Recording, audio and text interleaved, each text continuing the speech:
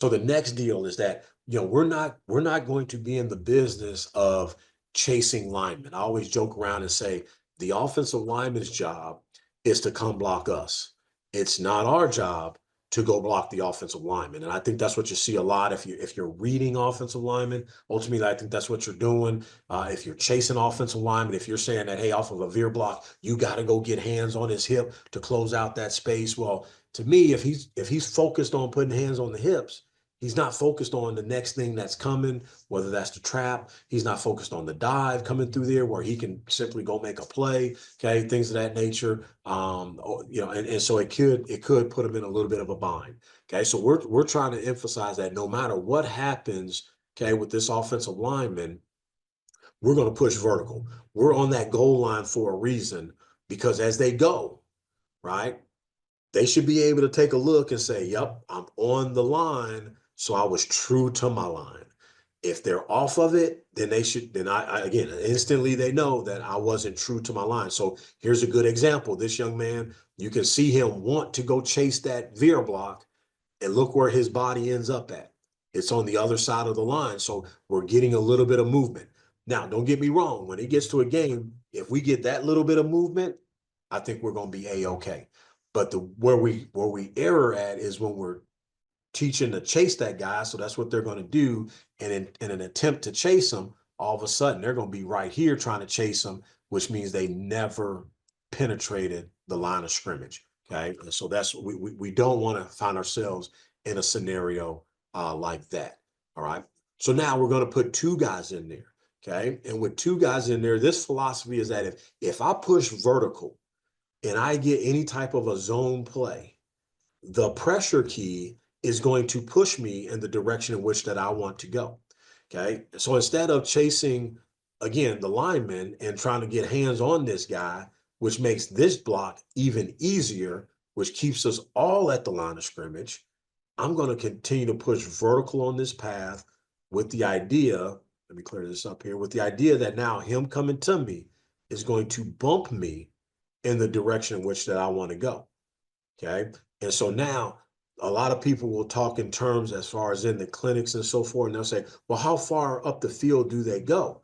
And I just simply tell them that, well, once they get hip to hip, a term we use a lot in pass rushing, should be the same in run game. Okay. But once we get to this position right here, and he pushes me in the direction in which I need to go, all it simply turns into is pursuit. So therefore, if the ball is down the line, wherever it might be, my pursuit does not tell me to keep running up the field.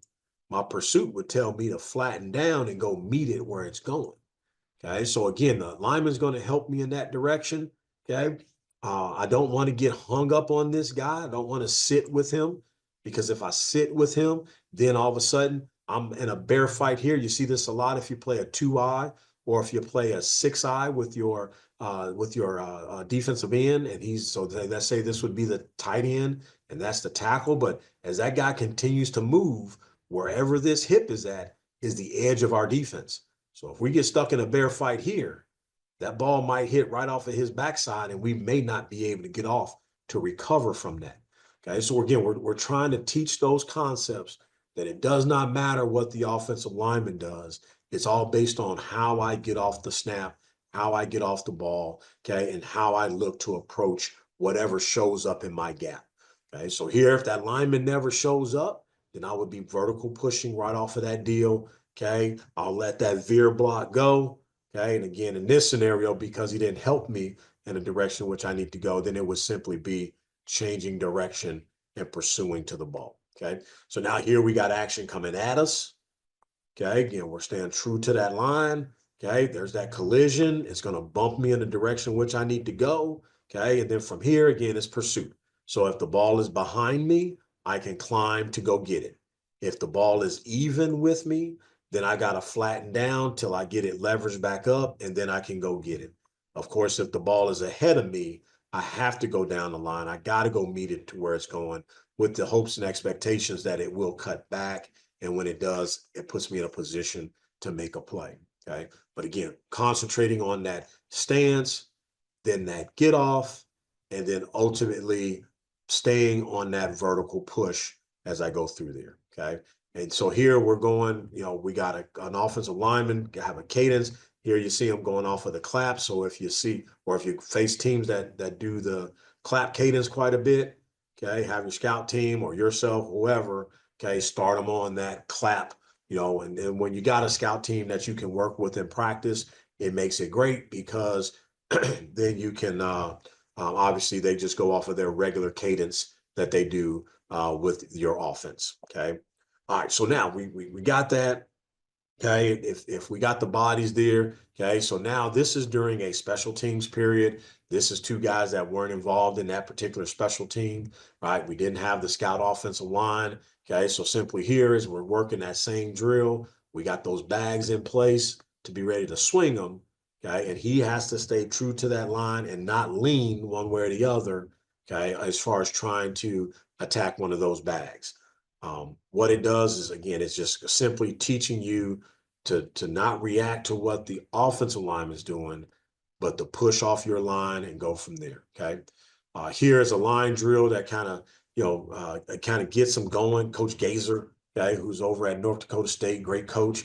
Okay. He did this drill with, he had the D ends, I had the D tackles. Okay. But he did this drill every day with the entire defensive line. I thought it was outstanding because it gets them going, it gets the blood flowing. Okay. It gets you all the different looks. Run, pass, draw, screen, okay, all of that stuff.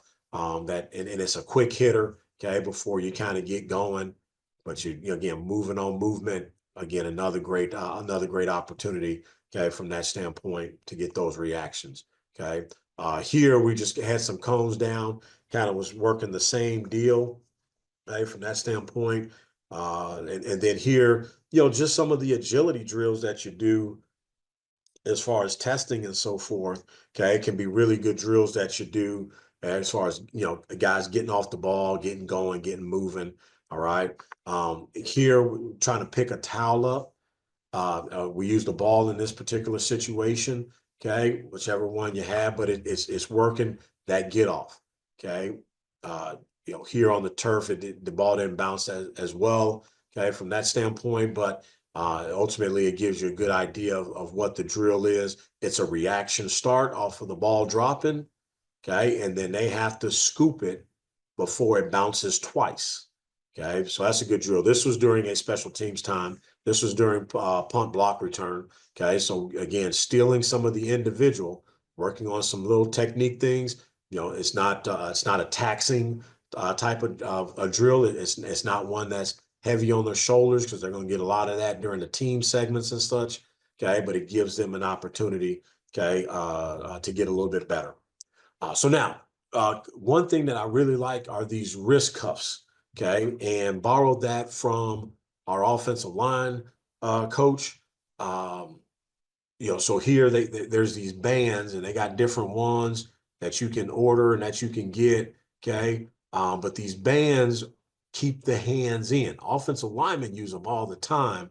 We would have issues with, guys, the hands would be all the way out here, outside of the shoulders, putting them down the middle of guys, things of that nature. So we put these cuffs on them, okay, which basically just gave them a little bit of resistance. I think you can see it right there. Okay, gave them a little bit of resistance. Okay, and so we did some of our drills, okay, using those.